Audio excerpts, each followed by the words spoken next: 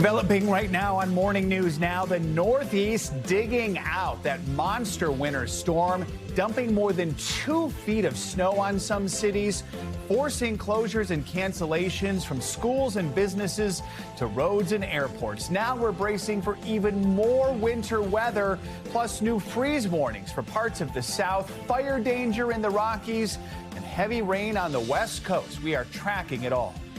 Also today, presidential preparations. President Trump set to address the nation in the first State of the Union speech of his second term.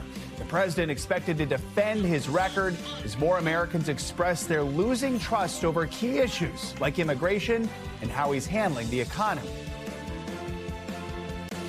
We have a country that's now doing well. We have the greatest economy we've ever had. It's going to be a long speech because we have so much to talk about. We're going to take you to Washington ahead of tonight's address. Plus, a not guilty plea from the son of Hollywood filmmaker Rob Reiner. He's charged with murdering both of his parents. We will have the latest from court. And they call it a competence hangover. High-performing employees taking on extra responsibilities while their colleagues get away with doing less. We're going to unpack the issue and how to push back professionally if you are being overloaded. Morning, good to have you with us on this Tuesday. I'm Joe Fryer. Savannah is off. We begin with the endless winter of 2026 and a blizzard that is shattering records across the Northeast. Just weeks ago, a major storm left a blanket of ice across the eastern half of the country. Well, now comes a historic blizzard that snowed in millions from Maryland to Maine on Monday. Packed wind gusts of 80 miles an hour, making it feel at times like a hurricane with snow. Meteorologists say the storm was the strongest in a decade, with some places seeing all-time snowfall records. Parts of New Jersey, Rhode Island, and around New York City are digging out of more than 2 feet of snow. While it may look like a winter wonderland, it's causing massive disruptions for millions of people this morning. There are hundreds of thousands without power. Winter weather alerts also remain in effect for large parts of the Northeast. And driving restrictions, not to mention thousands of canceled flights nationwide, are leading to a new wave of travel chaos. We've got the latest from across the region this morning. We'll get a full look at the forecast in just a moment. But we start with NBC News correspondent Emily Ikeda, who's out in New Jersey with more on the scenes millions of people are waking up to right now. Emily, good morning. Hey there. Well, this blizzard was a serious snowmaker, dumping more than 2 feet of snow on parts of 5 states, including a stunning 26 inches here in Freehold, New Jersey. And now the plows, the crews, they got to put that snow somewhere, and the plows are working around the clock, resulting in monstrous snow piles like the one I'm standing in the midst of right now. I'd estimate this is maybe 4 times my height. This was a record-breaking blizzard that also dumped more than 3 feet of snow on Providence, Rhode Island. That's the most snow that city has ever recorded, and more than 30 inches of snow on Islip, New York, which is part of Long Island. Another major concern still this morning, power outages. Hundreds of thousands of people are still without power, including in hard-hit New Jersey and Massachusetts. You look at the consistency of the snow, it's wet, it's heavy, so the concern remains that it could continue to snap tree branches onto power lines as the cleanup process continues. Now, while New York City students, they are back in the classroom today, despite a pretty big effort, more than 150,000 people signing a petition calling for remote learning. They did get to enjoy that rare snow day yesterday, but still today, many school districts across the Northeast are closed for a second day in a row, including in Boston, Providence, and here in Freehold as the massive cleanup process is underway. Back to you. All right, Emily, thank you. For more on the impact of the storm, let's bring in NBC New York's weather anchor Dave Price, who joins us now from East Williamsburg in Brooklyn. So, Dave, you were with us yesterday when we witnessed someone who appeared to have 2 flat tires driving through the snowstorm, which we don't recommend. Now today, Mayor Zoran Mamdani saying parts of New York City got up to 19 inches of snow. Tell us what you're seeing out there this morning, and just help us put into context where this storm ranks historically. Well, historically, it ranks as the 9th biggest storm we have seen since we've been keeping records. That goes back to the 1800s. So that gives you some perspective. Now, keep in mind, if you're looking at storms back to the 1800s, there weren't this many people. There certainly weren't cars like this or the volume of traffic like we're seeing now. And we are at this point in a city trying to get back to normal. Now, keep in mind, point, you talked about, 19.7 inches, but we've seen upwards of 30 inches of snow in some locations around the tri-state area here. That includes New York, New Jersey, and Connecticut. New York City schools are open this morning, but as we journeyed through some of the 5 boroughs that make up New York City, some of the roadways, some of the sidewalks are either nearly impassable or impassable as you head outside of Manhattan. So, Joe, a really tough morning and a slow journey to get back to normal here in the biggest city in America. Yeah, I noticed that just trying to walk around in the uptown area yesterday, and some of the sidewalks not cleared off yet. It will take time. On top of that, you still have hundreds of thousands of customers without power in the region, Massachusetts, New Jersey, Rhode Island. You talk about trying to get back to normal. How long could it be before things return to normal? Well, a couple of things. There are a number of things you're looking at. The power grid, first and foremost, as you take a look at the Northeast in general, not just the tri-state area, but through New England. That in itself will take several days. Airports, you need to get equipment back in. You need to get crews back in. That takes several days, and there's a ripple effect to that. That's not an immediate start. That's a gradual return to normal. And as far as school districts go, while school is on right here in New York City, with that being met with some sense of dissatisfaction from some students and parents. It is outside the city where there is no return to school yet because of a reliance not on public transport, but again, private car, and again, a greater distance between home and school. So it's going to take several days. The good news, Joe, is by the time we get to the weekend, different from the last storm here, we have temperatures which are going to be climbing close to the 50-degree mark, and that should help melt away some of this. But there's a lot of work to do, especially on this day after the storm. Yeah, and you point out that big difference between this one and the one from last month, where we were just stuck in that cold pattern for such a long time. The snow wasn't going anywhere. But there's also something else about this one. We do understand a little more snow is coming to the Northeast. We're going to talk with Bill Cairns about that in a moment. But that could compound some of the issues, right, Dave? Yeah, it could. I don't think at this point, and Bill will, talk more in detail about it, but I don't think it's going to be anything on this scale. But certainly when there's this much snow on the ground, Joe, you don't need any more. You don't need any more complications.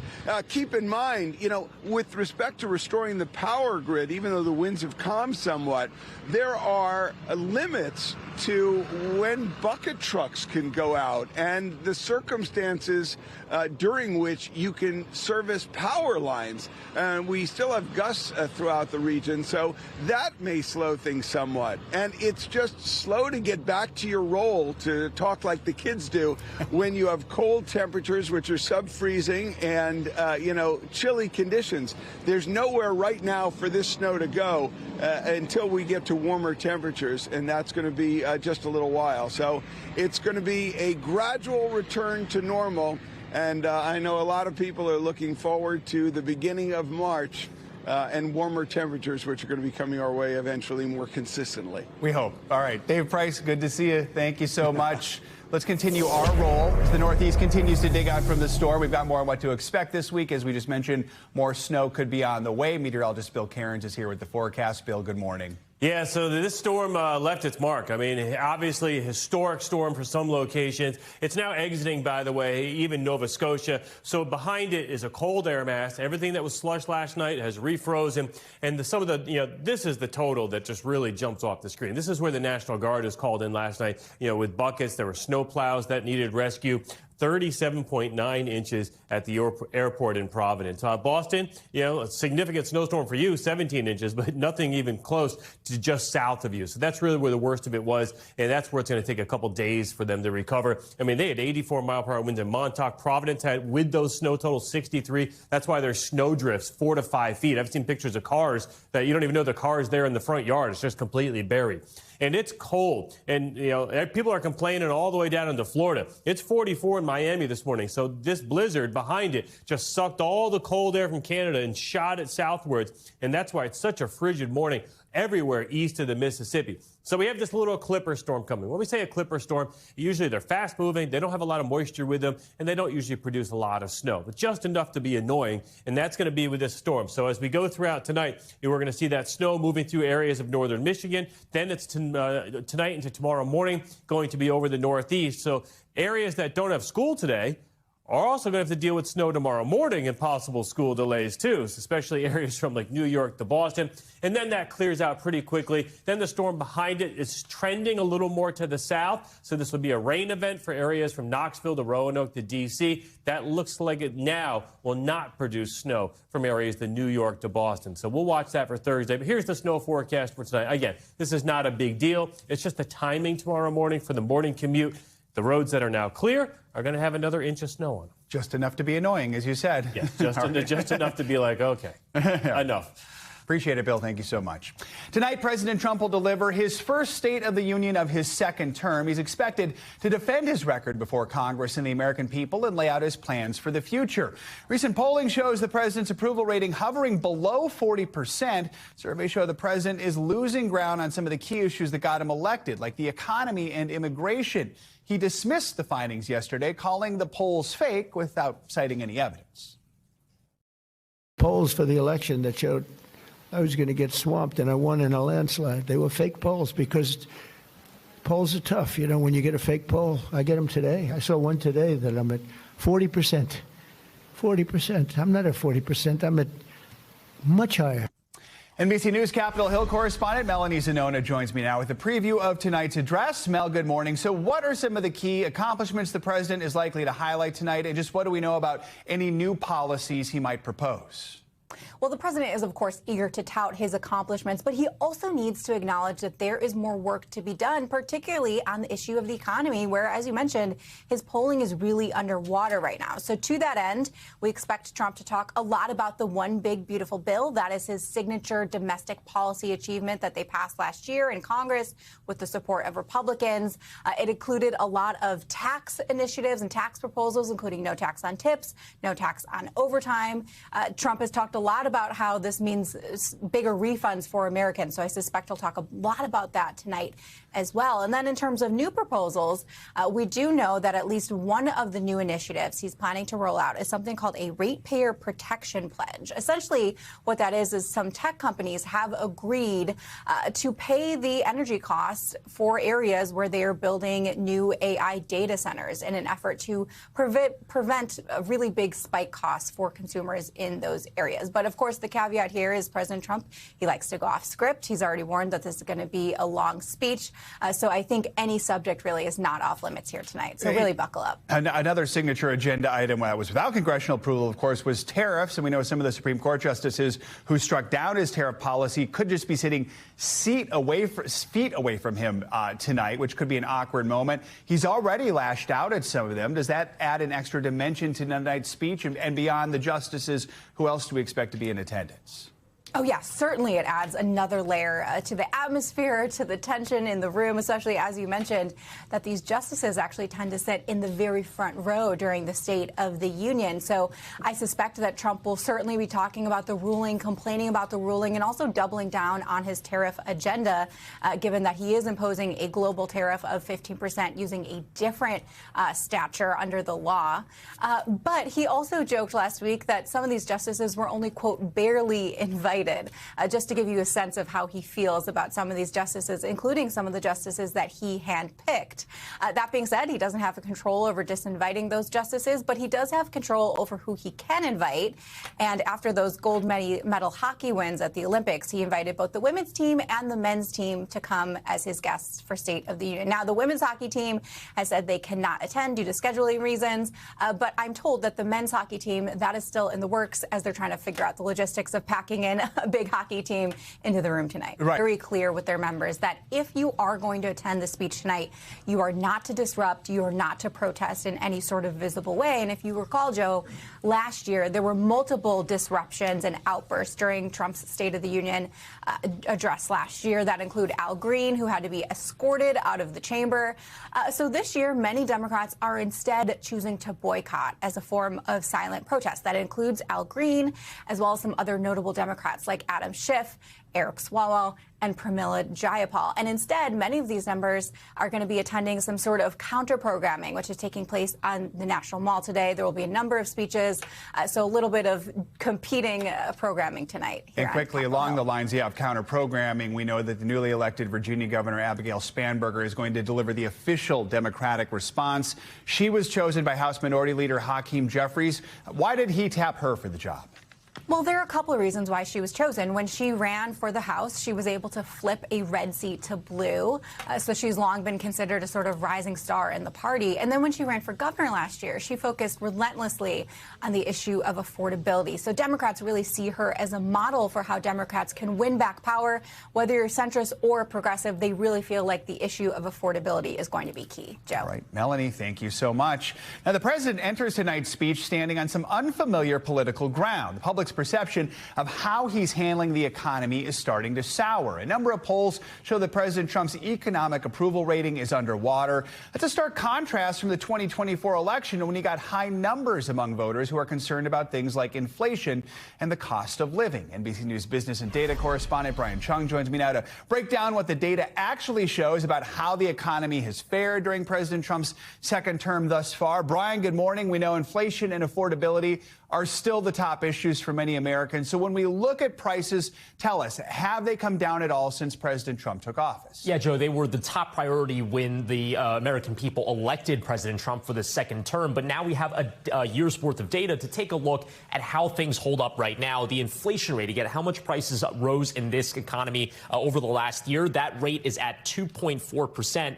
as of the last reading in January. That is well improved from the peak inflation we saw in the summer of 2022 when it was like 9%. But again, economists say where we really want to be is closer to 2%. So there's still some work to be done. Now, when we take a look at some of the categories that American families are feeling, these are the yearly rises in some of these big categories for your spend: electricity, auto insurance, housing costs, groceries, all up over the last year. So when the president says that prices are down, that's just simply not true. The one place where that is true is in gas prices, where they are down almost 8%. Now, when it comes to, again, other types of things that you buy at the grocery store, because that's where people most notice a lot of the pain in the pinch of their wallet, you take a look at things like eggs. Yes, prices are down substantially. Milk prices basically about flat. Bread prices down basically flat, though. Chicken also flat, but ground beef prices, they are up over $1 over the last year. Again, these are the things that the American families are feeling, and that's an issue that the president might address in that State of the Union address tonight. Another key indicator of a strong economy is job growth. So as the president prepares to address the nation, how are things looking when it comes to jobs? Yeah, the main primary measurements for an economy are prices, which we just talked about, but also jobs. When we take a look at the jobs picture, there has been a dramatic slowdown in the jobs market. Just 181,000 jobs added in 2025. I cannot underscore just how slow that is. That is the worst year since 2020. If you look outside of a recession, because obviously that was a very unique year, you'd have to go back all the way to 2003 to find a year where you added that few amount of jobs. And when we take a look specifically at manufacturing, this is an area that the president promised a renaissance on the campaign trail. Instead of seeing manufacturing jobs increasing, we've seen a contraction in manufacturing jobs. Again, this is about, a few 100,000 manufacturing jobs that have disappeared over the course of this president's first term. Now, of course, you can make the argument that a lot of these investments that he's touted will lead to manufacturing hiring later on down the line, but we haven't seen that just yet, although there's been a small uptake between December and January, Joe. Speaking of investments, the stock market, maybe not everyone is invested in it, but if you've had a 401k, that's done pretty well this last year. Walk us through how the markets have performed. Yeah, well, if we take a look at the first year of this Trump administration, we did see the S&P 500 rise by 13.3%, and people that have been watching the stock market have definitely been feeling that. That's something that the president has been pointing to. But I want to point out that this is not necessarily, all that good when you consider some of the prior years that we have been looking at. Again, what we're looking at here are Biden, Trump 1, Obama 1, and Obama 2, all of which had more growth in the first year of their term in the S&P 500. Now, of course, if you take a look at the other years, it's a different story, especially with, for example, the great financial crisis. But nonetheless, 13.3% almost pales in comparison to those other stats. But as as we talk about a lot on this program, The stock market is not the economy. Yes, indeed, the S&P 500 is going up. And by the way, I should point out 16%. This is 2025. The 13% that we saw in that previous slide was from inauguration day to the year after. But again, all these other stats are important as well. Job growth, GDP growth, trade deficit, and inflation, all things that we're watching as well. All right, Brian Chung, thank you so much. And our special coverage of the State of the Union starts this afternoon at 4 p.m. Eastern, ahead of the president's address, which begins tonight at 9 p.m. Eastern, right here on NBC News Now. Much more to come here on Morning News Now. Later this hour, turbulent travels. Passengers left stranded after that monster storm forced thousands of flight cancellations and delays. What you need to know if your trip was disrupted. Up first after the break, an update on peace talks as we mark 4 years since Russia invaded Ukraine. We are back. Welcome back. Today marks 4 years since the start of the war between Russia and Ukraine, and President Volodymyr Zelensky remains defiant, vowing to fight on. In a video commemorating the anniversary of Russia's invasion, Zelensky said that Russian President Vladimir Putin has not achieved his goals. He added that he will not betray his country's sacrifices just to make peace. Talks between the two sides are stalled. In Moscow, Putin met the widows of soldiers killed in Ukraine. The Center for Strategic and International Studies estimates Russia has suffered 1.2 million casualties, while Ukraine has endured up to 600,000 casualties. That means people killed, wounded, or missing. We should note neither side gives timely data on military losses, and NBC News has not been able to verify those numbers. The former U.S. ambassador to Ukraine, William Taylor, joins us now. Ambassador, we have spoken with you often during these last 4 years. Now, 4 years into the conflict, in your mind, where are we? Russia doesn't seem any closer to advancing its goals. Ukraine doesn't seem to be able to drive them out. They haven't driven them out, Joe. You're exactly right. But they are still standing. And of course, this war really started 12 years ago in 2014, when the Russians first invaded Crimea, that you're showing there in pink. But you're right. This is the 4th anniversary of the big war that started in 2022. And many people thought that the Ukrainians would not make it this far. Many people thought the Ukrainians would not make it a month. And here they are 4 years later, having held off the Russians. Some European leaders are in Kyiv today in a show of support to Ukraine. And as part of his address, Zelensky invited President Trump to visit the country.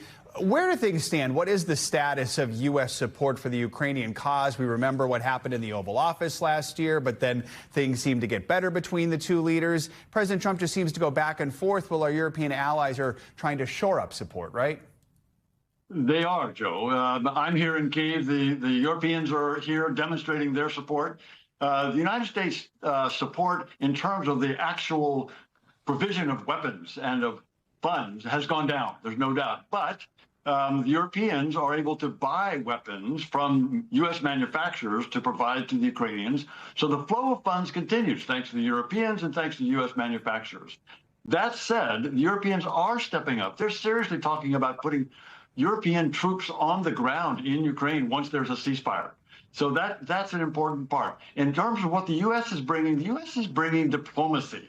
As you just reported, they've been trying to get the Russians to sit down seriously. So far, the Russians have not given any indication that they're serious about a negotiated ceasefire. You're there in Kyiv. What is the mood like? What's the sense of resolve there? The sense of resolve is firm, Joe, is firm. They recognize that the Russians are bigger than they are, but they are more motivated. As I say, they've held off the bigger Russians for 4 years. They're sure they can continue to do that with continued support from the Europeans and from the American manufacturers. So it's determined. The answer to your question, Joe, is they are determined as never before. You mentioned the U.S. role really trying to broker these peace talks. They appear to have stalled right now over the issue of territory, which has been the issue looming over this from the very beginning. How do you see these negotiations proceeding? What's it going to take to maybe get this war done sooner rather than later? What it's going to take to get this war over sooner rather than later is pressure on Putin. As I say, Putin has given no indication he's serious about these negotiations. He sends people to negotiate, but they're not coming up with anything. What's going to end this war is with the United States, in particular with President Trump, puts pressure on Putin economically and militarily so that Putin understands that he cannot win. that he cannot win. Once he gets that, once that pressure is sufficient that he understands he cannot win, he'll come to the table. Ambassador Taylor, we appreciate all of your input and expertise over these last 4 years. Thanks for joining us this morning. Thank you. Speaking of talks, Iran and the U.S. will hold another round of nuclear talks on Thursday as the U.S. continues to build up its military presence in the Middle East. The world's largest aircraft carrier, the USS Gerald Ford, is the latest ship making its way to the region. It's seen docked off the Greek island of Crete. Despite the ongoing threat of possible military action from President Trump, Iran's president voiced optimism on Sunday, saying that recent talks were, quote, encouraging. NBC News chief international correspondent Keir Simmons joins us with the latest on all this. Keir, good morning. There are reports Iran is willing to make concessions. So where do things stand right now as we head toward this third round of talks? Well, I think militarily here in this region, it's something of a pause. Maybe, you know, the calm before the storm. That those images of the Ford at Suda Bay in Crete suggests that it is taking a step before heading towards the Eastern Mediterranean and into theatre, if you like. The fact that those talks are happening on Thursday suggests that President Trump is still weighing his options. Steve Witkoff, his envoy, Jared Kushner, his son-in-law, will be there. The Atomic Energy Authority head will be there, as will Araghchi, the Iranian foreign minister. Those talks may be the last opportunity, honestly, for some kind of a compromise. And here's the point, really. The Iranians have suggested they would be prepared to compromise, but really only on their nuclear program. And that's not what President Trump has demanded. He's talked about things like restrictions on missiles, a different way of treating their own people, and a different relationship with the groups outside of Iran, often called proxy groups, that Iran is accused of supporting and backing, like Hezbollah and Hamas. We mentioned the U.S. still building up that heavy military presence there in the Middle East. I understand you spoke to a former commander in the Iranian Revolutionary Guard about that. What did he tell you? That's right. We spoke to him from Tehran, and he has close connections with the Iranian government, so he has some idea of what the government is thinking. What many experts say is that Tehran is preparing to hit back, if you like, far more strongly than when it was struck last year by Israel and then by the United States. And what this former IRGC commander told us is that he says that the allies, partners of Iran, will step in support. Take a listen. He's sent fighter jets. There are bombers, there are air defences, there are destroyers, there are carriers, submarines. There's a bigger, what President Trump calls armada here now, as big as 2003, the Iraq War. Iran cannot beat that kind of size of assault, can it? I think this... at this time, a lot of the warship and aircraft and many bases of the United States ready to the attack against Iran. This is a big war. Maybe start the third war again, third war in this area and in the world, maybe, and the Soviet Union and China maybe came to this war. But I think the Trump just only play a theater for the. We are very powerful government. Now, Joe, look, Russia and China have been supporting Iran, has been supplying Iran. But last year, for example, Russia didn't step in during the 12-day war and Operation Midnight Hammer, the US strike on Iran. Whether or not that would be different this time. There are worries, though, in this region where I am, that Iran would use its missiles, for example, against Gulf states. All right. Keir Simmons, appreciate the reporting on that. Thank you so much. Coming up, an award show controversy overseas. A guest at the UK's most prestigious film awards heard shouting a racial slur as two black Hollywood stars were on stage. More on the outbursts, the fallout next on Morning News Now. Welcome back. The son of Hollywood director Rob Reiner, accused of killing both of his parents, has pleaded not guilty to 2 counts of first-degree murder. In a Los Angeles courtroom Monday, 32-year-old Nick Reiner appeared in a tan jumpsuit, seated inside a glass holding area next to his new public defender, Kimberly Green. It's the first time Reiner has been seen since his arrest in connection with the stabbing deaths of Rob and Michelle Reiner at their L.A. home in December. Prosecutors say they're now considering whether to seek the death penalty. Take a listen. We will be looking at all aggravating and mitigating circumstances, and we have invited defense counsel to present to us both in writing and orally in a meeting any arguments that they would like to make in consideration for our going forward or not going forward with the death penalty. Joining me now to break it all down, NBC News legal analyst Misty Maris. Misty, good to have you with us. So we have the not guilty plea, which is probably not a surprise. A preliminary hearing is now set for April 27th. What would we expect at that hearing? What does the timeline look like now moving forward? So a preliminary hearing is like a mini trial. Both the prosecution and the defense can present evidence and witnesses, but there's a difference. It's a much lower standard to show that there's probable cause, very low level under the law, that a crime was committed and that the defendant committed the crime. That's when the judge determines that there's enough evidence to move on to trial. Very unlikely that the defense would be successful here, but it is an opportunity for us to see potentially where Nick Reiner's defense could go.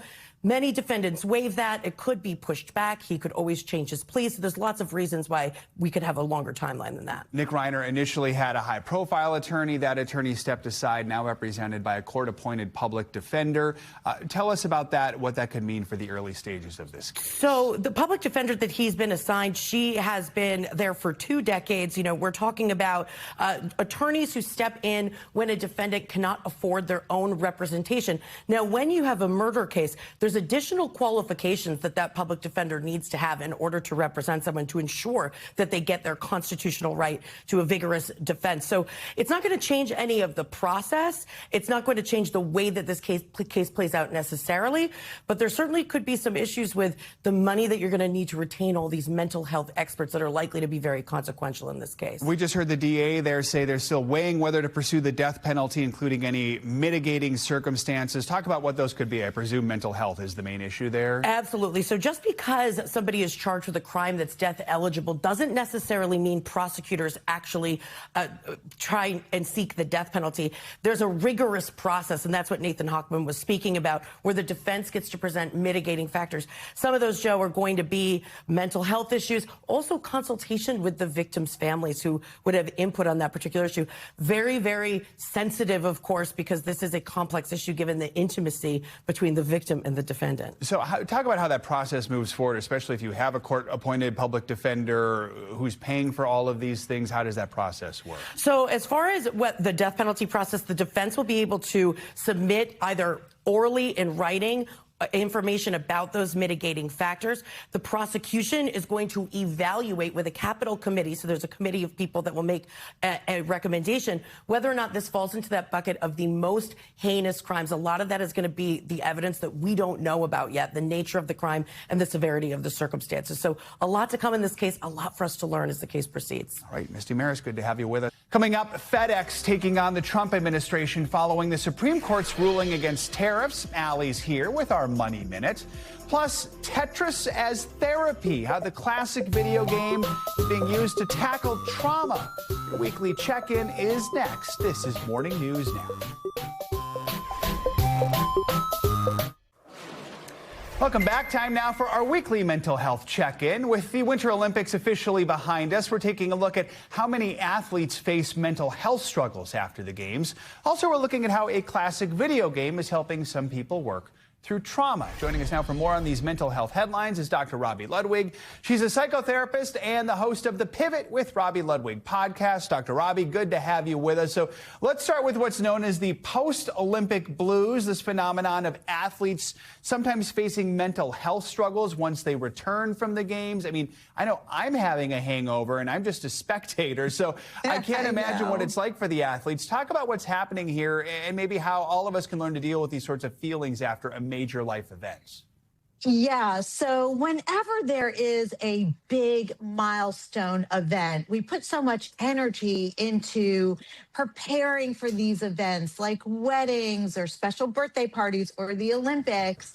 And after this big thing happens, there's a little bit of a low feeling because we've wrapped our identity around this one thing that we put so much effort into. So the first thing is to understand it's normal to have a post-milestone kind of low. So we should teach people that this makes total sense, and it just takes a little bit of regrouping, figuring out what your next is, understanding it's normal, figuring out what your next goal is so that you can start looking towards the future, and also relying on your support team, people who really matter the most to you, to get through this next phase, really. And we've seen so many athletes talk candidly about their mental health, so we know the conversations are happening out there. All right, let's talk about this study involving the classic video game Tetris, one of my all-time favorites, found that when people with traumatic stress disorders played the game, it actually reduced flashbacks. So explain how this works. Explain the link here. This is so fascinating. So they did a study where they took people who had a certain kind of post-traumatic stress, where they had disturbing images that would just pop up. And the study found when someone would recall a disturbing image and play Tetris, what happens was a mental rotation. So it made these difficult memories less frequent. And if we look deeper into the study, it's something called visuospatial competition. So when you bring up a traumatic image and you watch this game, they fight for the same space in your brain. And it's been highly successful. It's still in its infancy in terms of studying how we can benefit people who have these intrusive memories, but it's looking pretty positive. It's a fascinating idea and really helpful for the person who may not put their feelings into words because it's based on visual images. Fascinating someone even thought to look into that. All right, finally, we got a new term for the burnout suffered by workers who get overloaded with extra responsibilities, often while maybe less capable colleagues get away with not pulling their weight. It's called a competence hangover, and it's thought to be especially common in women. Talk about how those affected can make sure they're speaking out if they feel they are being given too much. Well, it's interesting how they focus on women for this, because often women define their value in terms of their ability to take care of everyone. And this happens in the workplace and happens at home, and very often women are juggling both. So before taking on too much, women can do a lot. You need to ask yourself, is this making you feel good and competent, or is it interfering in some way? Admit if you're feeling worn out. Don't agree to do things immediately. Take that pause and ask how you can help before diving into problem solving, and always make time for yourself, because we can't run on empty and we don't want to do things out of resentment. We want to do it out of joy. That last one is always hard for people, but it's so important to do. Just carve out a little bit of time to do something totally for yourself, even if it's nothing. All right, Dr. Robbie, so true. Always good to have you with us. Thank you so much. Good to be here. All right, let's get you some money headlines this morning. FedEx wants its money back from the Trump administration after that landmark tariff ruling from the Supreme Court late last week. NBC News business and economy reporter Allie Canal is here with your Money Minute. Good morning, Allie. Good morning, Joe. Yeah, big development here. FedEx actually suing the Trump administration, demanding a full refund of the tariffs it paid. Of course, this comes after the Supreme Court ruled that the president exceeded his authority by imposing them. Now, the shipping giant says those duties hurt its business, and it is one of the first major companies to seek payback following the ruling. The White House did not immediately respond to requests for comment by NBC News. And from shipping to healthcare, Bloomberg reports that CVS is boosting bonuses for most corporate employees by more than 40% above target. This comes after the company beat its 2025 profit goals. The bonuses are a sharp reversal from last year, and also a big win for CEO David Joyner, who's been working to stabilize the pharmacy chain's troubled Aetna insurance unit. NBC News has reached out to CVS for comment. And finally, a rematch fit for the global streaming stage. Floyd Mayweather and Manny Pacquiao are set to fight again in September, with the match streaming live on Netflix. Their 2015 showdown was one of the biggest in boxing history, and while both men are now in their late 40s, Netflix is betting that there's still a global audience ready to tune in. Now, this fight is going to take place at the Las Vegas Sphere, 11 years after that last fight. I mean, who do you have here? I don't know, but I bet they're both going to make a lot of money on this one. But I mean, listen, like we said, both their late 40s are not spring chickens. No, this is like their retirement fund. Exactly. I mean, lightning doesn't strike the same place twice, so I'm going to go with Manny for this You're going one. with Manny? All right. Yeah, we'll see. We'll see if I'm right. All right, I'm going to hold you to it. All right, Allie, thank you so much. Airlines are scrambling today to get flight schedules back on track after a powerful winter storm buried parts of the country under feet of snow in some places. More than 5,700 flights were canceled across the U.S. yesterday, stranding thousands of travelers and causing major disruptions at some of the country's busiest airports. In the Northeast, the nor'easter brought travel to a near standstill in major cities like New York and Boston. Travel expert and Going spokesperson Katie Nastro joins me now with more on what you need to know if your travel plans were impacted. Katie, good morning. So if your flight was canceled, you still haven't been able to get it rebooked. What can you do right now to maybe get on that next available flight or maybe any flight in the next couple days? Yeah, good morning, Joe. I think first and foremost, a general reminder that you don't need to take a rebooking option if you don't need any immediate travel plans. If you can sort of wait until the later back half of the week, you do have that refund option, not a voucher, a refund. So that might be the fastest option for you right now. But then also, again, you know, those domestic lines are going to be flooded because the system needs to restart from ground zero. So giving that international phone line a call can be that sort of best case scenario in terms of getting in touch with someone fastest, especially as so many people are looking to really jockey against one another to get rebooked out of select airports in that Northeast corridor. Yeah, let's look. Like Newark, for example, got more than 27 inches of snow. So with a storm like this, how long can it take for airlines to get passengers rebooked? Who gets prioritized in these situations? Yeah, look, you know, we're already hearing that cancellation rates are just below half of what they were yesterday. So that's a good sign that airlines are trying to get things back online, really, but it's going to take a few days. It typically takes, you know, how severe the storm is, 24, 48 hours. We're looking at a rough 48 hours, maybe even a little bit more here. You know, it does matter if you do have status or a specific credit card. You might be able to get in touch with somebody faster because you are sent to a dedicated phone line. But again, you know, because so many people are starting from ground zero, there's going to be a mad dash. So speed really matters in this scenario. When you have thousands stuck at airports and only Mother Nature to blame, are there any resources airlines are required to offer, hotel vouchers or meal assistance? Yeah, Joe, I wish I had better news here, but unfortunately, weather is considered an act of God. It's considered an uncontrollable, meaning that the airlines are really not on the hook for those customer commitments that we may see when it is within their control. So there could be a staffing issue or some sort of mechanical issue. That's where you really see those flight rights come into effect. However, in these winter weather big storms that we see, we do see weather waivers come into play. So you're able to make changes at no additional cost. So at least there's that. Real quick, if you're supposed to travel today or later this week, what's your best advice to people knowing there is this sort of domino effect across the country? Yeah, best piece of advice, download your airline app if you already don't have it. Expect some delays as the system gets back online. Also, if you're worried about, you know, sort of where your flight is on the map, I like to use an app called Flighty. It's got predictive intel that actually will give you real-time updates alongside your airline app. So you want all the information at your fingertips. Katie Nastro, always great advice. Thanks for joining us this morning. Coming up, a remarkable rescue, a moving crew jumping into action to save a 3-year-old girl who was kidnapped. I don't feel as if I'm a hero. It's just a good deed. We just did what anybody should do and try to help out and get the little girl home safe. Their quick thinking caught on dash camera. We're going to show you the video next. Stay with us. Morning News Now. We'll be right back. Let's end this hour with a remarkable story out of Phoenix where a crew of movers jumped into action to help save a 3-year-old girl who had been kidnapped. Their quick thinking was captured on the truck's dash camera.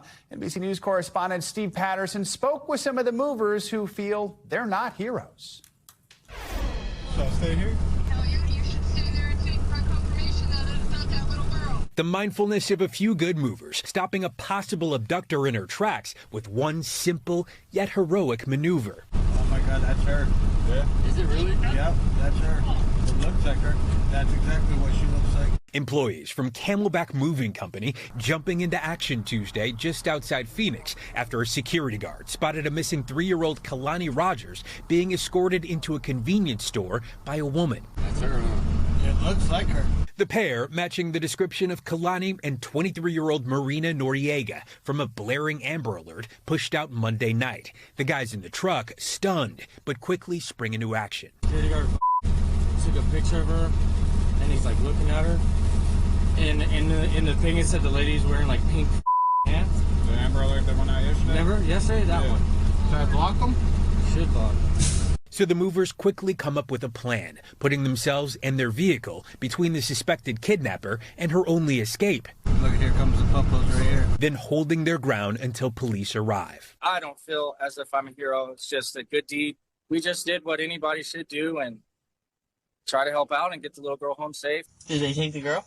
Mm-hmm. Police IDing the woman as Noriega and taking her into custody. Court documents say Noriega was a random woman who family members brought to the residence to help as she was transient and needed a place to stay. Go ahead, state your name.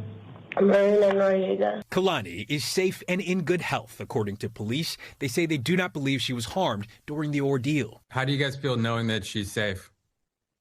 Relieved, because when you get those messages from the Amber Alerts, it's like, you never expect to actually see these people, or these kids. Both of us have multiple children, and, that's got to be the worst feeling in the world. So we're really happy for the family and especially for the little girl.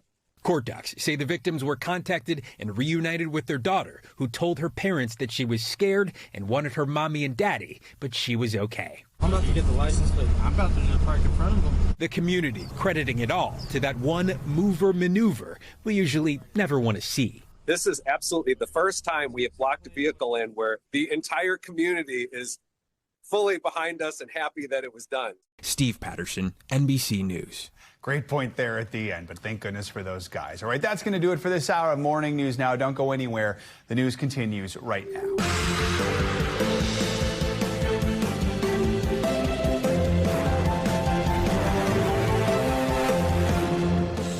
Begin this morning with that monstrous blizzard in the Northeast. The historic storm has left hundreds of thousands without power and covered some areas with more than 2 feet of snow.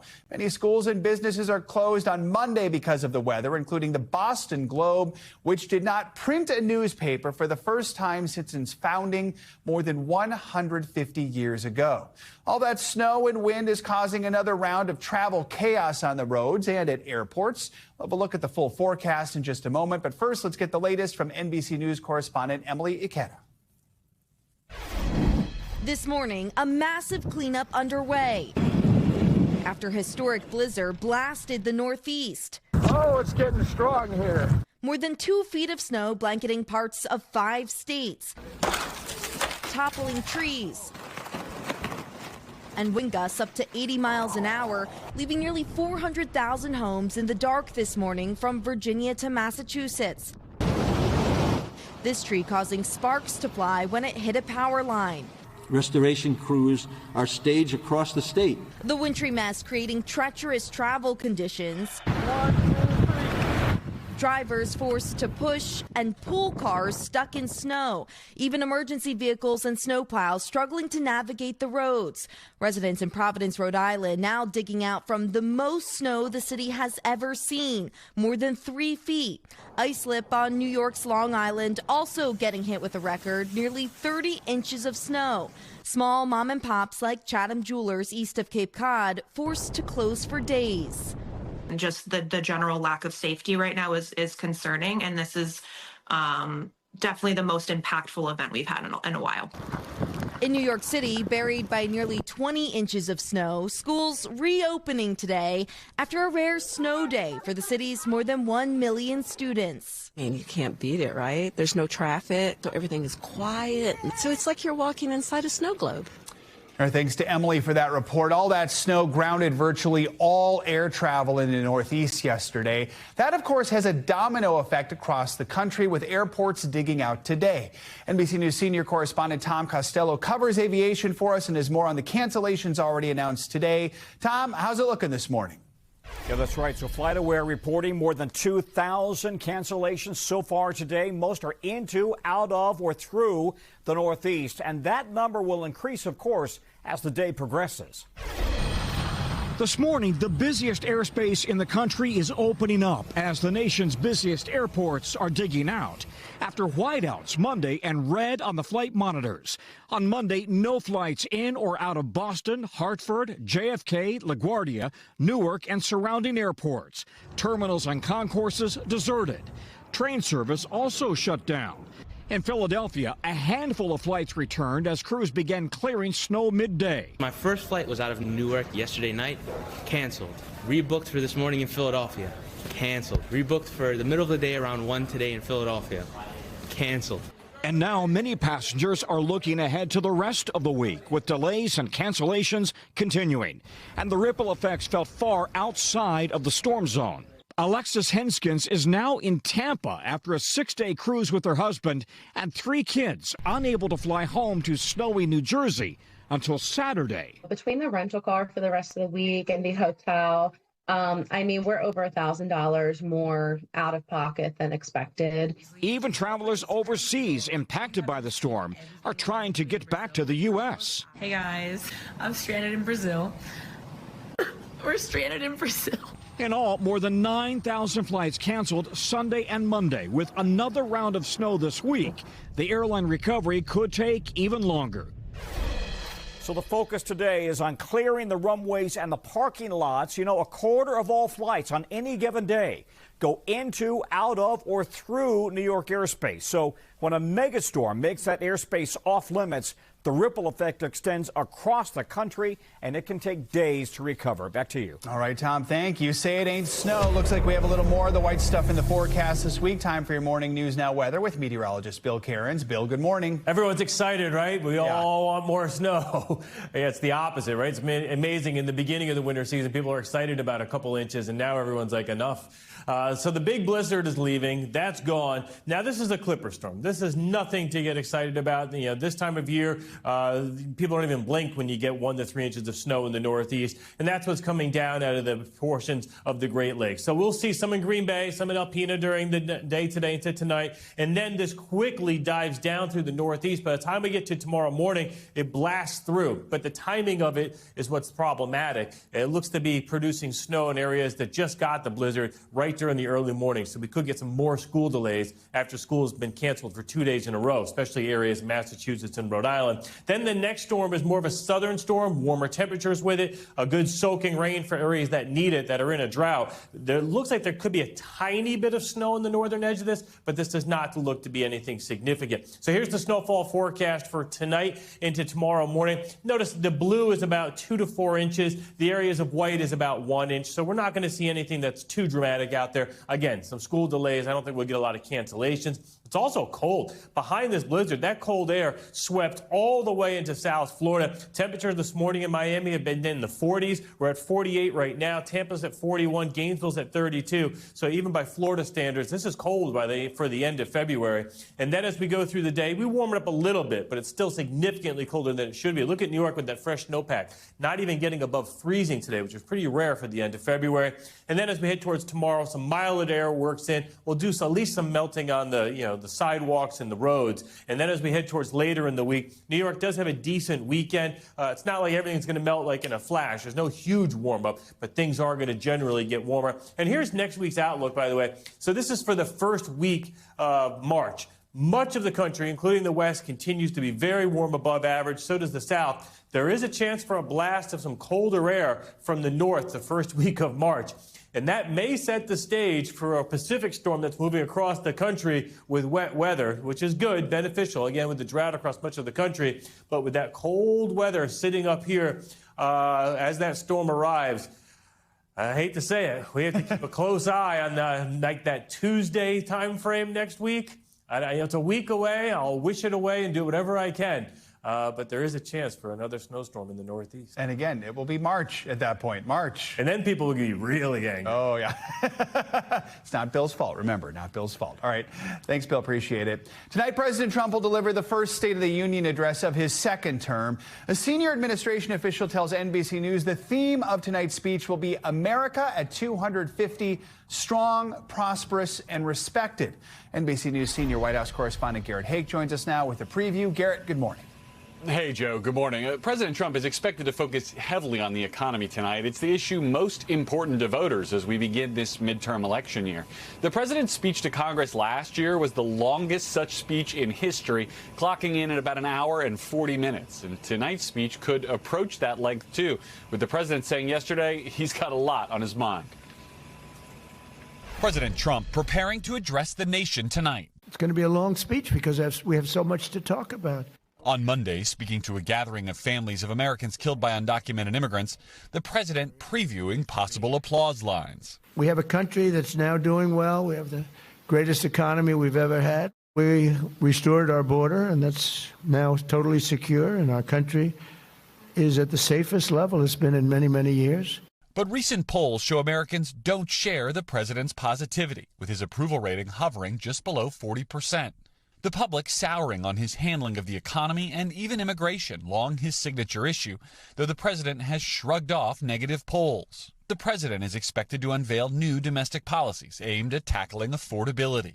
Among them, a new commitment from tech companies to pay increased electricity costs in communities where new AI data centers are being built. President Trump also expected to devote a portion of his speech to foreign policy against the backdrop of a U.S. military buildup in the Middle East as the president weighs a strike on Iran. Dozens of Democrats plan to skip the speech tonight in protest. It's important to show the American public that someone that has led the single most corrupt government in U.S. history, that there has to be action against that. Others will use their guests to send a message, including several lawmakers inviting survivors of abuse by Jeffrey Epstein, and newly elected Virginia Governor Abigail Spanberger delivering the Democrats' response.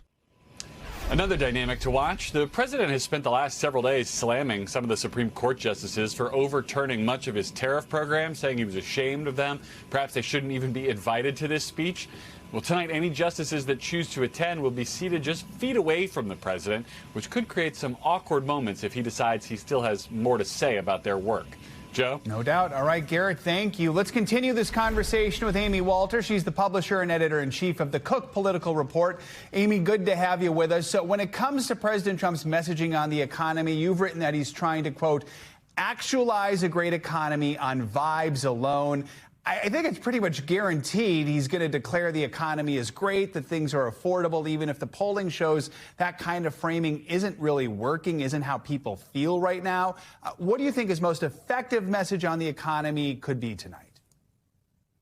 I think the most effective thing is going exactly at what you pointed out, which is he's got to be able to tell Americans that he understands that many of them don't feel that the economy is working for them. And that is where he's going to be spending the rest of his year focused on, right? That this is going to be a time where he is going to be single tracking the reduction in costs of things that are important to them. But that's really hard to do when you're also boasting about a great stock market and great GDP growth and other elements of the economy that have done well. And look, at the end of the day, this is the challenge, whether it's President Trump or, quite frankly, this is the challenge that President Biden had as well.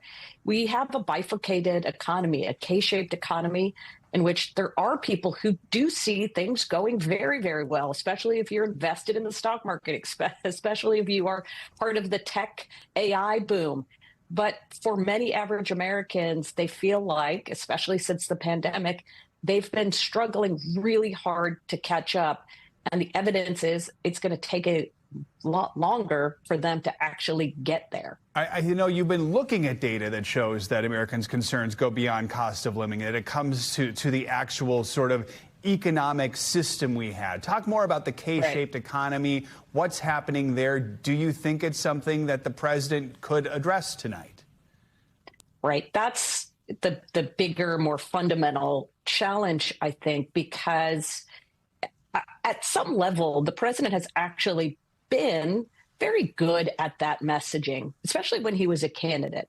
When he came down that golden escalator, when he was campaigning in 2016, in 2024, his message has been pretty simple. It's that I'm the one who's going to fight against those who have kept you in this place, right? The elites and the establishment and the infrastructure that has been built over the years and that hasn't benefited you. And I think a lot of voters were excited about a president who was going to take a wrecking ball to that. But it's a lot harder. It's easy to campaign on that. It's a lot harder to govern on that. And I think you combine that challenge with the fact that the president has not been as focused, at least voters don't think he has, on the economy as they had hoped he would be. They think in poll after poll that he's focused a lot more on other issues than he is on this. And look, that's the challenge of being a president, right? You've got to be able to walk and chew gum. But for somebody who they thought was going to break down these barriers, they don't feel like they've gotten very far in seeing, or they haven't seen it, and he hasn't gotten very far in putting that together. Let's talk about the Democratic response here. Virginia Governor Abigail Spanberger flipped the governor's mansion blue this last November, became the state's first female governor, won by a double-digit margin, and was pretty much laser focused on these issues of the economy and affordability. Is that what you expect to hear in her rebuttal? 100%. And I think she is, for many Democrats, the model that they are going to follow for this midterm election. Focus intently on affordability, spend less time talking about Donald Trump, the person, and more time talking about Donald Trump's policies and the policies that haven't worked for people. Now, listen, being a governor, being a member of Congress, two very different things. It's nice to be an executive because you have a little more power than you do as a member of Congress. But I do think that same sort of messaging is what we're likely to hear from Democrats as they go up in the fall to try to flip Congress. And that midterm messaging already underway right now. Amy Walter, good to have you with us. Thank you so much. Appreciate it. Thank you so much. Our special coverage of the State of the Union starts at 4 p.m. Eastern, ahead of the president's address tonight, which begins at 9 right here on NBC News Now. Iran and the U.S. will hold another round of nuclear talks on Thursday as the threat of an American attack on Iran intensifies. The U.S. military buildup in the Middle East is now its largest since the U.S. invasion of Iraq back in 2003. NBC News chief foreign correspondent Richard Engel has the latest from Jerusalem. Good morning. The Middle East is bracing for a possible U.S. attack against Iran that regional and U.S. officials have suggested could come at any moment. President Trump has deployed 2 aircraft carrier battle groups within striking distance of Iran. Trump has said military strikes may be needed to persuade Iran to accept a deal to limit its nuclear program.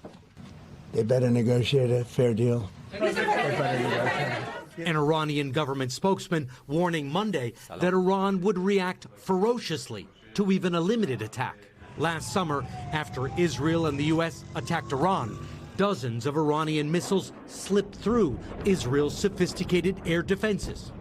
Prime Minister Netanyahu said if Iran attacks again, Israel would respond with a force Iran cannot imagine.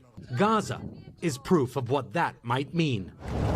I went into Gaza yesterday with the Israeli military, which remains the only way foreign journalists are allowed in. The Israeli military wanted to show reporters that it is still finding Hamas tunnels, including this one. Here is the entrance itself. Gonna have to crawl at this stage. Israel claims this newly found tunnel is proof that if Israeli troops fully pull out of Gaza, Hamas could regroup and carry out more attacks. Even after all the exploration and digging, they still don't know how many miles of tunnels are dug underneath Gaza. In Gaza, despite President Trump's ceasefire, we saw no reconstruction underway. And the Palestinians who once lived here were forced to leave by Israel.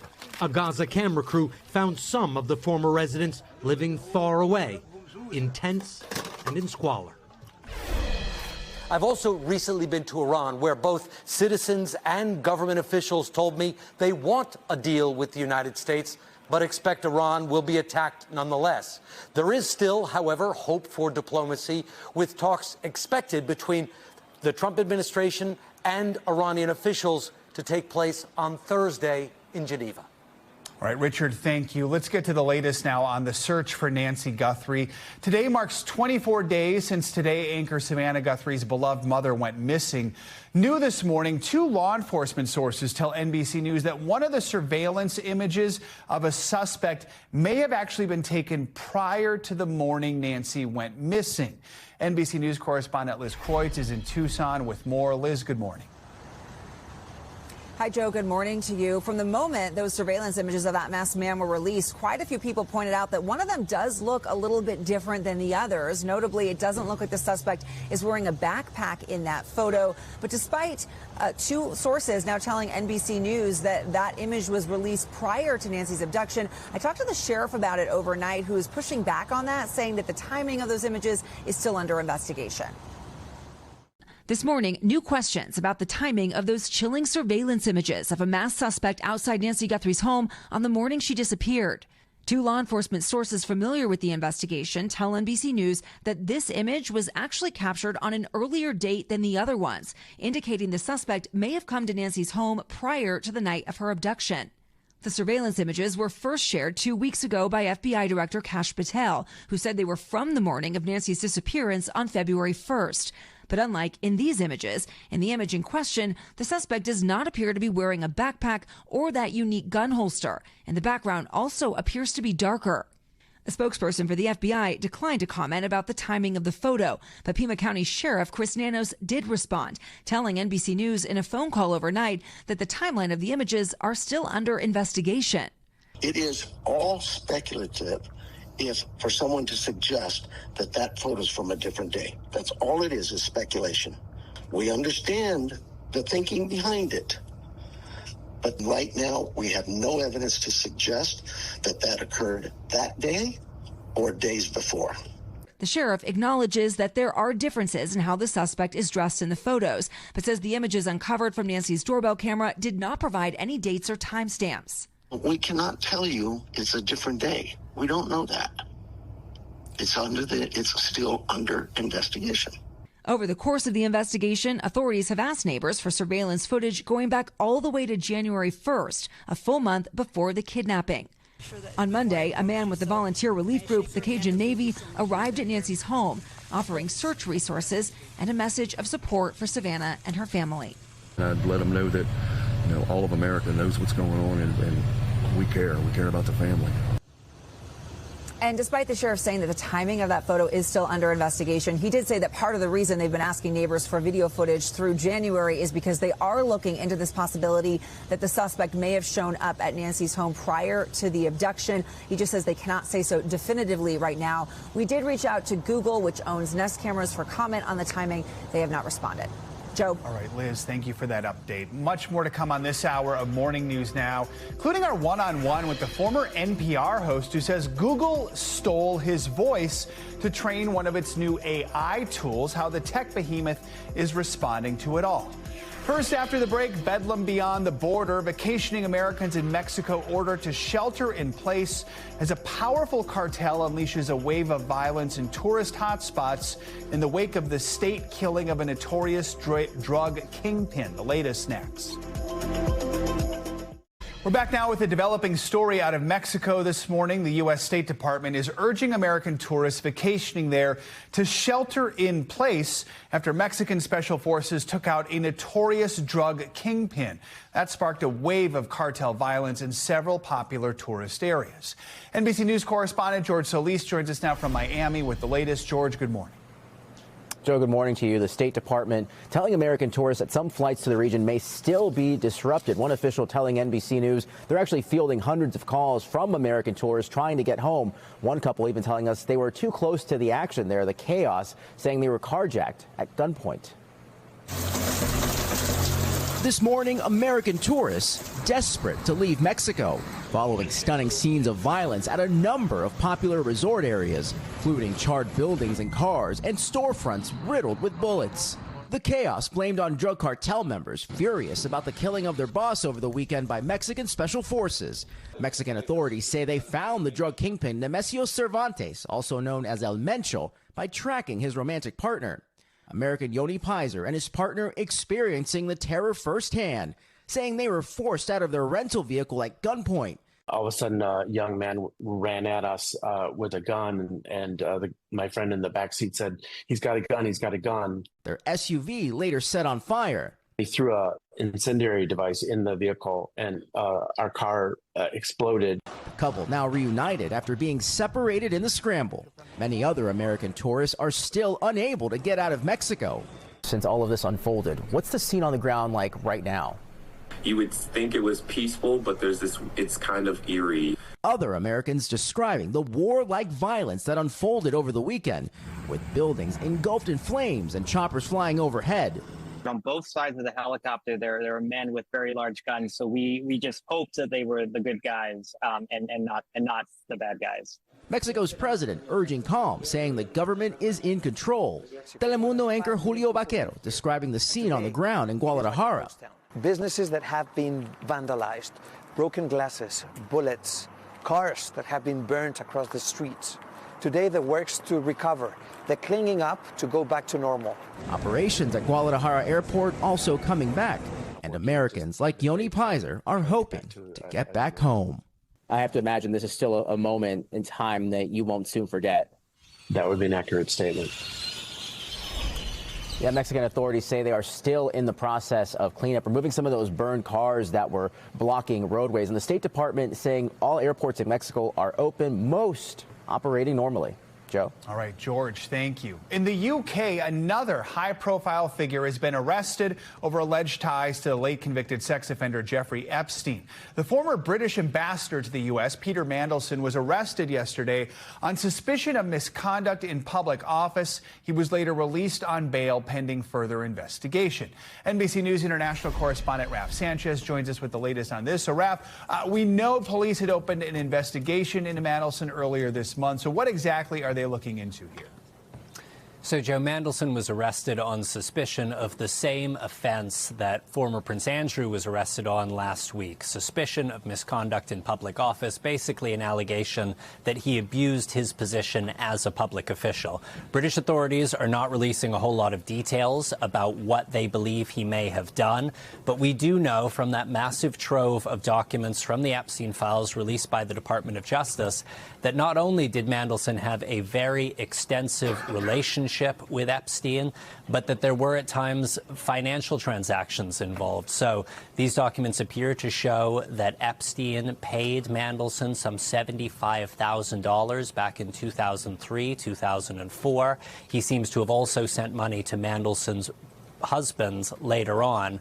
And critically, Joe, these documents seem to show that when Mandelson was in the British cabinet in 2010, one of the most senior officials in this country, he forwarded Epstein market-sensitive information about the British government's response to the global financial crisis, which is information that Epstein potentially could have used to profit from. Jeff. What more are we learning about his actual arrest and then his release on bail? Yeah, so he was arrested at his home in central London yesterday. He spent about 9 hours in police custody. He was walked out of his house by a detective in a suit. He wasn't handcuffed. He was put in the back of a police car. After his arrest, that home in central London was searched. His country residence was also searched by police. As you say, he has now been released on bail. That does not mean he's in the clear. Police are stressing that he is on bail but under investigation, and it is now up to British prosecutors to first sift through all that evidence that was gathered during those two searches yesterday, and ultimately to make a decision about whether or not to move forward with charges. We see the newspaper headlines there, but how are people in the UK reacting to his arrest, and how much pressure is the Prime Minister, Keir Starmer, facing over his decision to appoint Mandelson as ambassador in the first place? Yeah, Joe, so this is not just a criminal situation. This is a huge political crisis for Keir Starmer, the Prime Minister, and for his government. It really did look a couple of weeks ago like Starmer might be forced to resign because of this, because there were just so many questions about his judgment. Given that he knew Mandelson had this longstanding friendship with Epstein, why did he appoint him to become the British ambassador in Washington, the single most important diplomatic post in the British Foreign Service? Starmer seems to have been able to step back from the edge for now. But I'll tell you, Joe, there is an important special election happening on Thursday in this country. Starmer's party is hoping to hold on to what has traditionally been a safe seat for them. If they lose that crisis could reignite. And Starmer has also been forced now to release lots of documentation about his decision to appoint Mandelson, and those documents potentially could reopen this crisis. Jeff. All right, Raph, thank you. Coming up, did Google steal the voice of a former NPR personality to help train one of its AI tools? After the break, we're going to chat with the one-time Morning Edition co-host who says they did do that. He's now suing the tech giant over it all. We're going to break down his case next.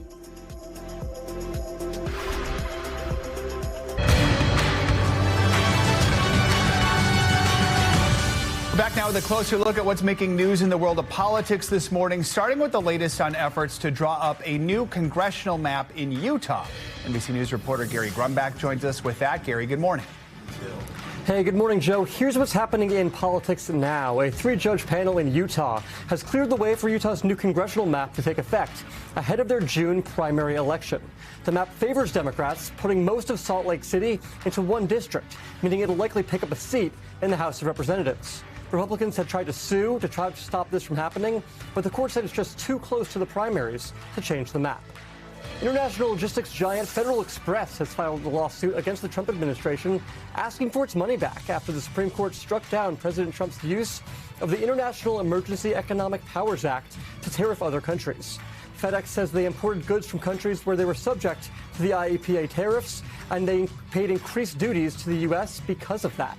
Around the globe, more than 17 million packages move through the FedEx system every single day, so it's likely the company is going to be asking for hundreds of millions of dollars in refunds. And finally, here in Washington, U.S. Attorney Jeanine Pirro's office is giving up on their efforts to indict 6 Democratic members of Congress who urged members of the military not to comply with illegal orders, according to 3 people familiar with the matter. As NBC News first reported 2 weeks ago, a federal grand jury here in D.C. rejected an attempt to indict the lawmakers. But while it appears they won't be prosecuted here, this decision doesn't stop prosecutors anywhere else from bringing a case against the 6 members of Congress. That's what's going on in politics now. Joe, back to you. All right, Gary, thank you so much. Now for some growing legal questions around the way tech companies train their artificial intelligence tools. Earlier this month, former NPR host David Green sued Google for allegedly stealing his voice to train one of its tools called Notebook LM. Google describes it as an AI-powered research partner. It can turn any uploaded source into a podcast-like discussion featuring one male and one female voice. And Green claims it's the male voice that sounds almost exactly like his own. The company called Green's allegations baseless, saying in a statement, the sound of the male voice in Notebook LM's audio overviews is based on a paid professional actor Google hired. David Green joins us now in studio to talk more about this lawsuit. David, good morning. Let's just start by listening to the Google voice that you say sounds like yours. Then we'll hear you talk, and maybe our listeners can kind of make their own judgment. Welcome to the Deep Dive. Today, we're plunging into something that's always in the headlines, but, maybe not always deeply understood. The foreign policy of a former U.S. president. We're asking a pretty big question here. What really drives those decisions on the world stage? All right, so walk us through the first time you heard this voice. Did you hear it yourself? Did someone point it out to you? What happened? Yeah, someone pointed it out to me, Joe. I started a number of people. I started getting emails probably in the fall of 2024 from friends, but also people in our industry who I really trust, who I've worked with in the past. And they said, what is going on here? I just created an AI podcast and it's you talking to me.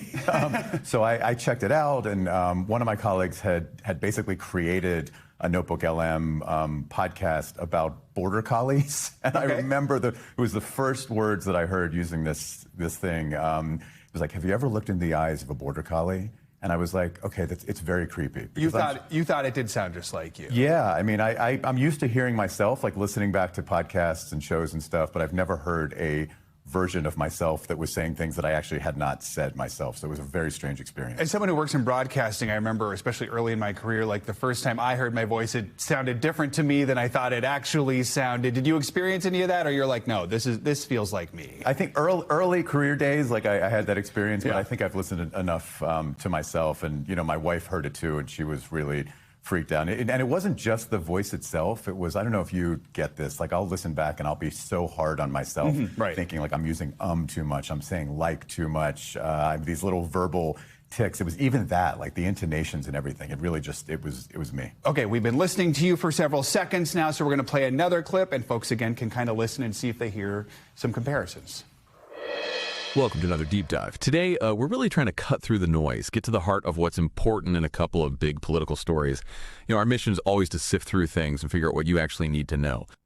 All right, so I'm sure you've heard from people who say this sounds like you, but I'm sure you've also heard people say there's billions of people on this planet. It could be anyone else's voice or no one's voice at all. How would you possibly know it is yours in this situation? Yeah, I mean, I've heard from enough people and listened to enough of it myself, and I was in this business for such a long time that I trust the courts and the legal process here to do the right thing, because it just that's me. It sounds like me in so many ways, and I think that when I talk to students about going into our business, one of the first things I say is like, you should train yourself to be yourself, be you, be your authentic human being, and bring that into the room. And hearing an artificial version of myself just feels wrong. What made you decide to take this next step and actually file a lawsuit then? I think it's just a stand that I felt like I had to take for all of us. I mean, I believe so passionately in the power of conversation to solve problems, to change society. When you can be in a room being authentic, being respectful, being open-minded, being curious, that makes people feel safe to be vulnerable and to truly reveal themselves, to be honest with one another. That's human-to-human interaction. That's what conversation is all about in our business and in life. And the idea that there could be some artificial version of that, it devalues the power and the meaning of conversation to me. So it felt like a fight I needed to have on my behalf, on behalf of all of us in this industry, and I really trust the courts here to do the right thing. According to your lawsuit, there's an unnamed AI forensic firm that used software to try and compare this AI voice to yours. The firm gave it a 53 to 60% confidence rating. Is that correct? Yeah, it's an interesting scale. It runs from -100 to 100. Okay. So those numbers can be a little strange. I'm going to leave it to my lawyers to use all of that evidence to make the case. But I feel really confident and at least I'm certain that I need to see this through, because I trust this process to play out the way it should. I guess I don't know. I mean, this is a civil case, so we're not talking about reasonable doubt here, but some people might say, oh, there's a 40+% chance that perhaps it's not you there. Does that make this a hard case for you to argue? I'm going to leave that to my lawyers. This is a fight worth having for me, for us, for those of us in this industry. I really believe that conversation is important. my voice, our voices are just part of who we are, and that should not be taken from us. Scarlett Johansson is one of many celebrities who've sort of raised this issue and some of the worries they've had with their voices being taken. Are you hearing from other people who feel like they've experienced something similar or who worry that this is going to become an issue that is just unregulated down the road and it's going to become the wild, wild west when it comes to these things? You know, it's most of the people I'm hearing from are people who have used this tool and said, David, this is you. Yeah. And you know, that's why it was so important, I think, to dig in and see this through. It just feels, you know, I'm not an AI activist or something. That's not why I'm here. This is really personal to me. My voice is important to who I am. It's important to the work that I've done for years in our profession. And, you know, I just need to take a stand here. Beyond a lawsuit, do you feel like lawmakers, officials need to do more to address this issue? You know, I'm going to leave that to them. This is really personal for me at this point. Obviously, AI, it is with us. It is here. It is changing the world in many ways. But right now, you know, when I hear an artificial version of my own voice and have tons of people in my profession reaching out, it felt like I had to do something. David Green, appreciate you coming in to talk about it. Thanks for having me. Thanks for joining us. All right. Coming up, a big update for one popular weight loss drug. The latest FDA green light that'll let users of Zepbound reuse their jabs. We're going to explain that next.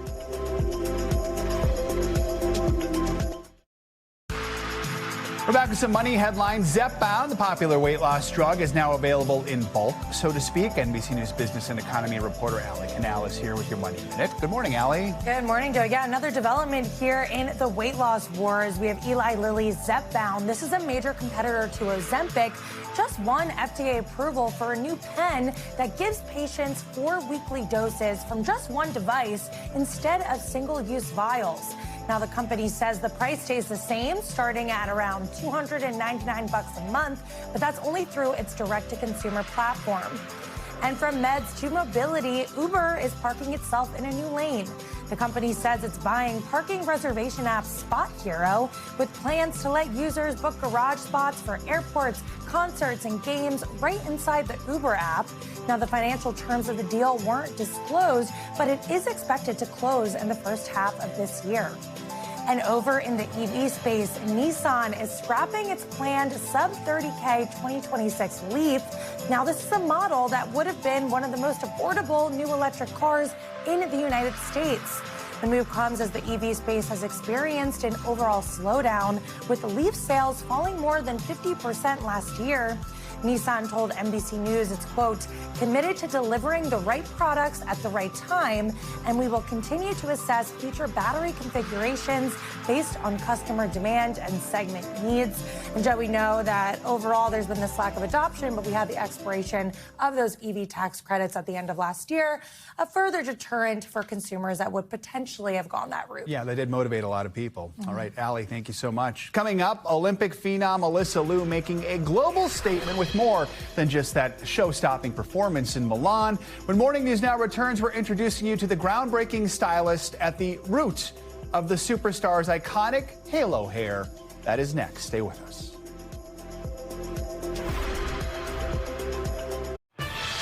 The Olympics are over, but Team USA's men's hockey stars are just getting the party started. One day after their nail-biting victory in Milan Cortina, the players returned to the States for the first time as gold medal winners. 24-year-old Jack Hughes scored the winning goal in overtime against Canada on Sunday.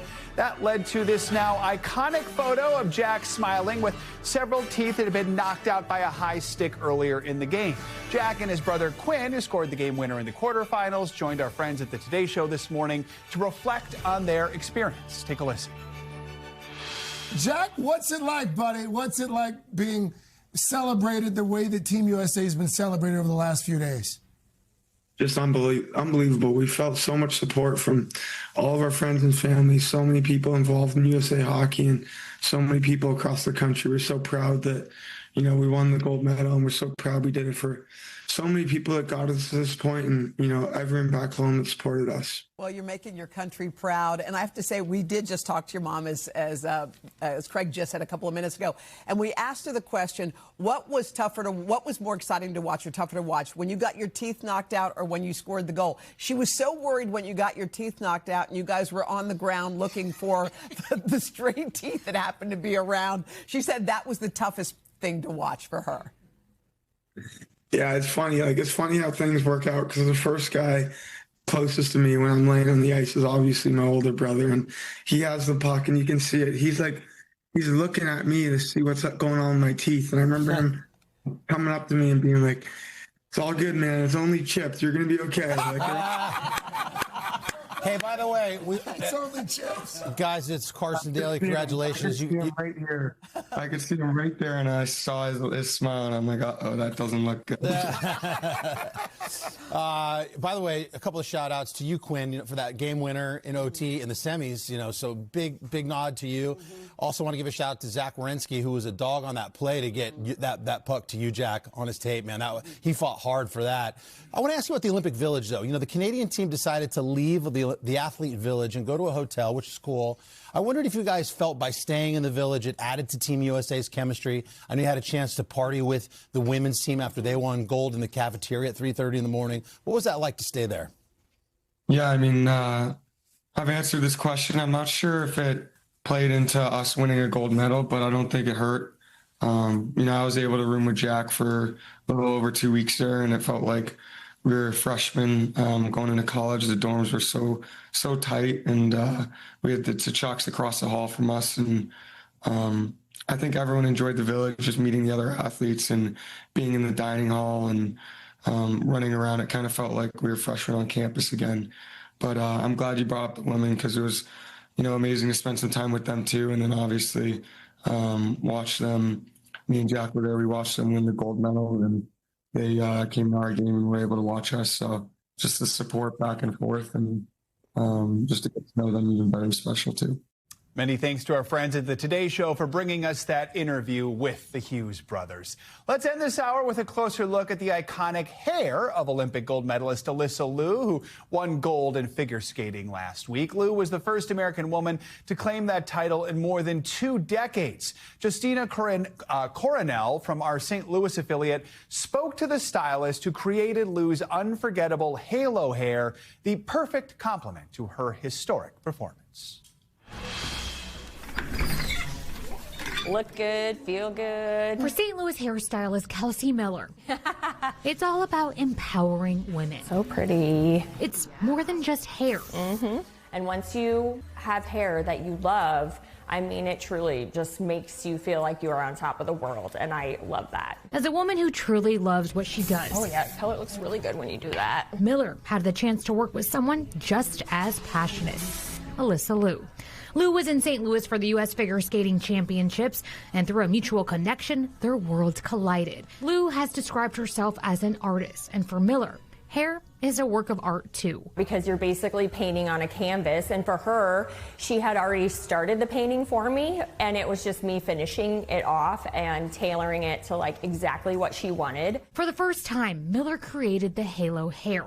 The dyed stripes became a bold move, making Liu stand out even more, and they shine bright when she claimed the gold medal. There's like a picture I saw where she was holding the American flag after she got her medal, and just seeing her stripes with the stripes of the American flag, it looks so cool together. So I was like, oh my gosh, I got to be a part of that. Like, that is such a rewarding feeling. Miller thinks the halos will catch on. Look at Dorothy Hamill. I feel like after she won as well, like everybody wanted that haircut. And for someone who's such a role model, like I think definitely people are going to be wanting that. I've already had people ask me like, oh, what do I ask my hairstylist for to achieve this look? While Liu went for the gold, it's safe to say she always had her crown. Just do it and be you, and don't listen to what other people say.